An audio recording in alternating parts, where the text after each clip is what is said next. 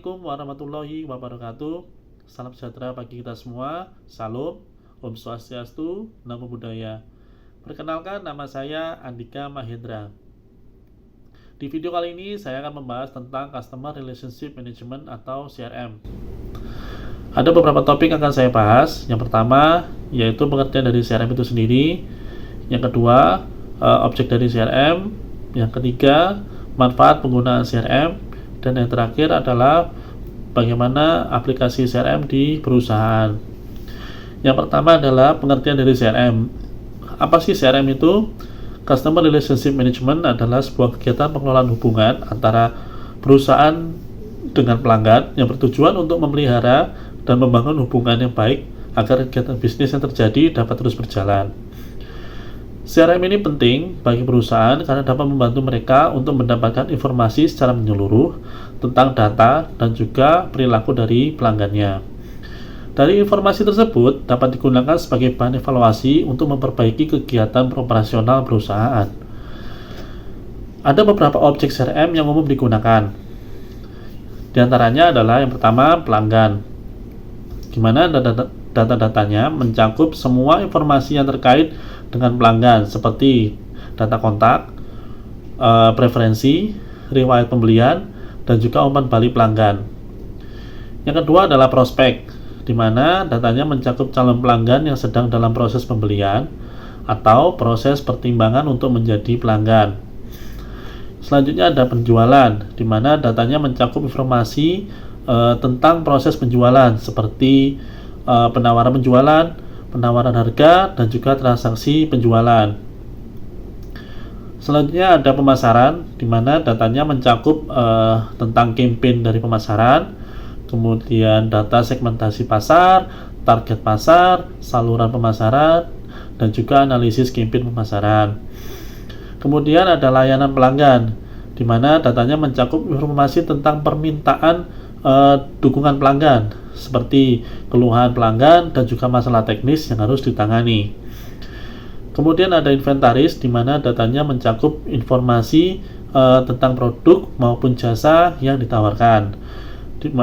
Selanjutnya ada persediaan produk, harga, dan juga informasi detail tentang produk. Objek yang terakhir yaitu analitik, di mana mencakup alat dan teknologi analisis data untuk memahami perilaku pelanggan, tren pasar, dan juga kinerja bisnis secara keseluruhan. Kemudian manfaat dari penggunaan CRM. Di sini saya bagi menjadi dua, yaitu manfaat yang dirasakan oleh perusahaan dan juga manfaat yang dirasakan oleh pelanggan. Yang pertama, manfaat CRM bagi perusahaan, yaitu yang pertama adalah menghemat biaya.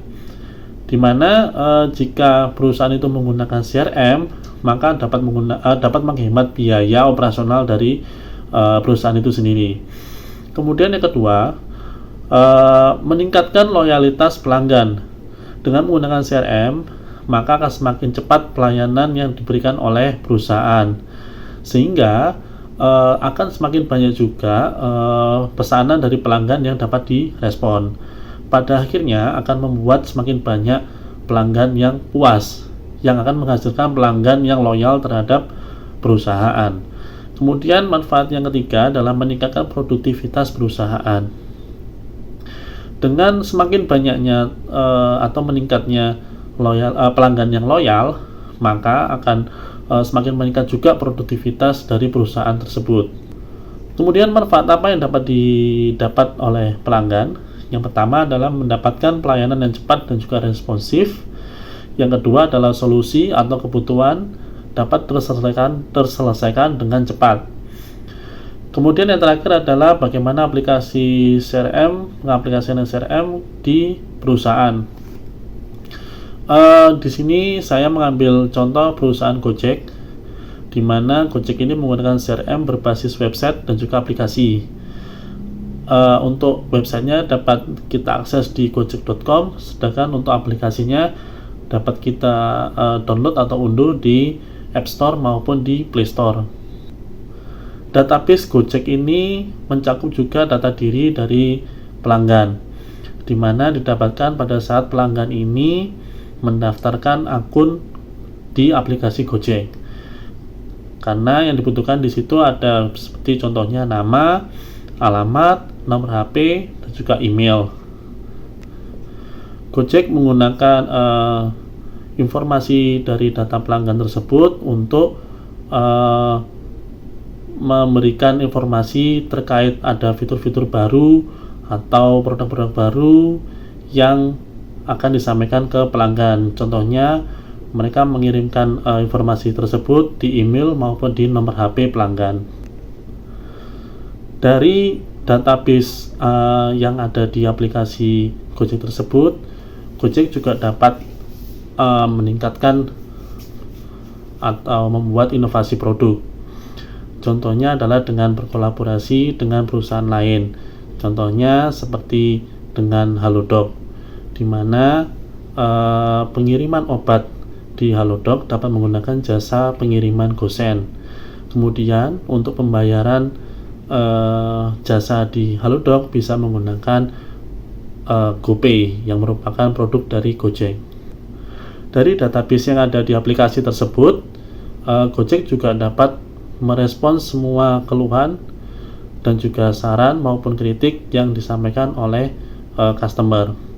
Salah satu keluhan yang dirasakan oleh pelanggan, salah satunya adalah kehilangan saldo GoPay. Di situ Gojek sudah merespon dengan menggaransi bahwasanya saldo customer itu akan kembali sesuai dengan nominal yang hilang dan juga dengan cepat dan tepat. Gojek juga memberikan garansi bahwasanya data pribadi yang dimiliki oleh Gojek itu aman. Aman di sini adalah aman dari hacker maupun dari praktek jual beli data pribadi customer. Sehingga dengan begitu Gojek dapat meningkatkan loyalitas dari pelanggan, sehingga produktivitas mereka juga akan semakin meningkat. Di sini dapat dilihat Gojek sudah mencapai lebih dari 190 juta unduhan aplikasi sejak tahun 2015. Kemudian sudah ada 2 juta lebih mitra driver. Kemudian ada 5.000 lebih karyawan di 5 negara. Dan yang terakhir adalah 900.000 lebih mitra usaha GoFood. Demikian yang dapat saya sampaikan mengenai Customer Relationship Management. Semoga bermanfaat. Sampai ketemu lagi di video yang lain.